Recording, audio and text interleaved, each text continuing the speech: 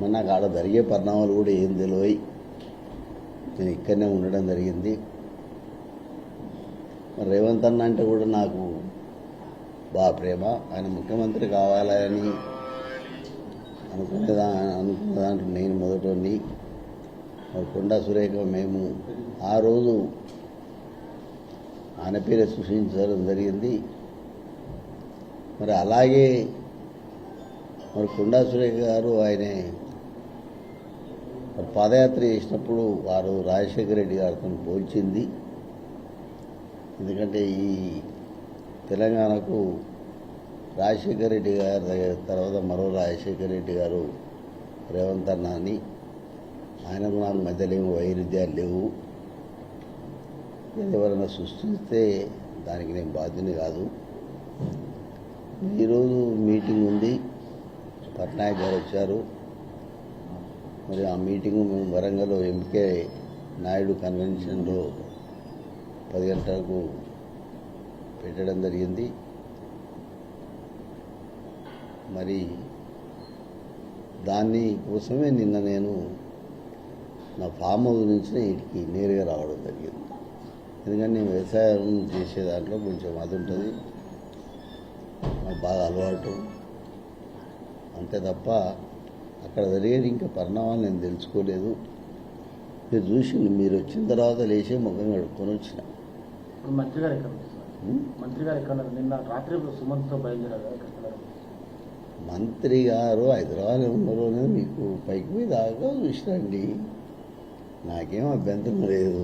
మంత్రి గారు కూడా మీటింగ్కి వస్తారు, వరంగల్ మీటింగ్కి వస్తారు. ఎందుకంటే పార్టీ ఇది కాబట్టి కంపల్సరీ మంత్రి గారు కూడా ఉండవలసిన బాధ్యత ఉంటుంది. ఎందుకంటే ఆమెదది, నాది కాదు. వరంగల్లో మళ్ళీ ఎమ్మెల్సీ నాకు ఇస్తా అన్నాడు రేవంత్ రెడ్డి గారు. కంపల్సరీ నాకు ఎమ్మెల్సీ ఇస్తాడు. ఎక్కడ లేని విధంగా మరి నాకు ఆ రోజు రాజశేఖర్ అన్న 140 తక్కువ ఉన్నప్పుడు మరి ఎమ్మెల్సీ చేయడం జరిగింది. దానికి 270 ఓట్లు ఎక్కువ ఇప్పించిన నేను. చాలామంది అన్నారు మరి ఒక డాక్టర్కు ఒక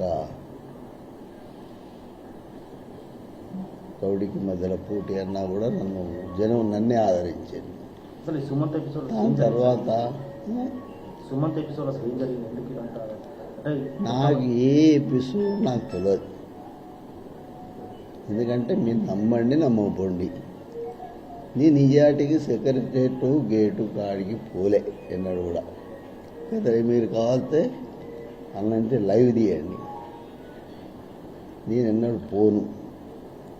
నేను కొండా సురేఖ గారి ఛాంబర్కు రాత్రిపూట పోయి నేను వాసు చూసి వచ్చిన. వీడ కూర్చోండమ్మా,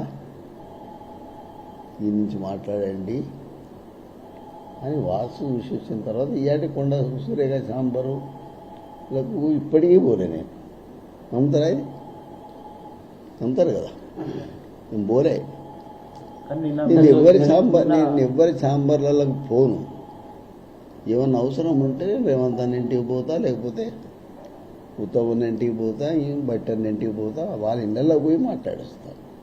అంతే తప్ప నేను చక్కగా నేను ఇంత సెక్రటరేట్ ఎట్లుంటుంది అనేది కూడా నాకు లోపల ఎట్లున్నది అనేది నాకు తెలియదు. ఎందుకంటే ఒక రాజశేఖర రెడ్డి గారు ఉన్నప్పుడు మాత్రం నేను ఆయన ఎంబడిపోయేది.